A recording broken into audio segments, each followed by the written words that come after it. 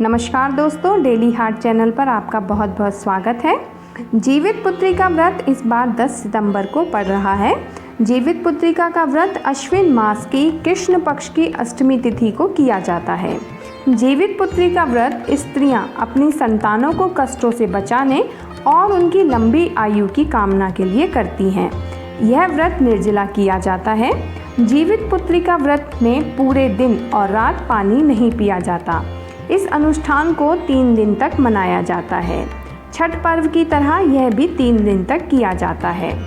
जीवितपुत्रिका व्रत से संबंधित सभी बातें, चाहे वो कथा हो, जितिया व्रत की पूजा हो, या फिर नहाय खाए की विधि हो, या फिर मिट्टी से बने जीमूत वाहन, चील, सियारन आदि सभी का वीडियो हमने अपने चैनल पर अपलोड कर दिया है। आप चाहें तो वहां जाकर देख सकते हैं।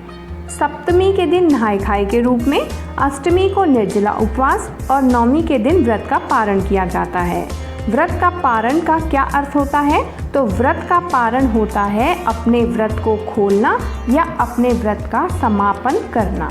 तो इसलिए हम आपको व्रत के पारण की विधि बता रहे हैं कि व्रत के तीसरे दिन यानी पारण वाले दिन आपको क्या क्या करना है, इसके क्या क्या नियम हैं। उससे पहले हम बता दें कि जितिया के पारण के नियम भी अलग अलग जगहों पर अलग अलग हैं। कुछ क्षेत्र में नौनी का साग, मड़ुए की रोटी खाई जाती है, तो कहीं कहीं इसे सादा खाने के साथ ही पारण कर लिया जाता है। पारण के दिन यानी कि जिस दिन आपको अपना व्रत खोलना है, उस दिन जीमूत वाहन, चील और सियारन की पूजा की जाती है। और उसके बाद जो हमने अपने जीवितपुत्रिका व्रत वाले दिन जो अपना जितिया और लाल रंग का धागा जो हमने अपने जीमूत वाहन पर चढ़ाया होता है, उसे अपने गले में धारण करना होता है। इसके बाद हमें अपने ब्राह्मण को दान के लिए अपनी सामर्थ्य अनुसार जितनी भी हमारी क्षमता है उसके अनुसार ब्राह्मण को दान देना होता है। कहा जाता है कि दान के बिना व्रत पूर्ण नहीं होता है, इसलिए ब्राह्मण के लिए सीधा अवश्य निकालें। इसके बाद भीगे हुए चने, नौनी के साग का पत्ता, सतपुतिया की भांति या जो भी आपके यहाँ पर चलता है, इन सबको पानी के साथ निगल लिया जाता है। और पारण के समय मड़ुए की रोटी, तोरई की सब्जी या सतपुतिया की सब्जी, नौनी का साग आदि इनको खाकर ही पारण किया जाता है। यदि आपके घर और कुछ खाया जाता है तो आप वो खा के अपना पारण पूरा कर सकते हैं।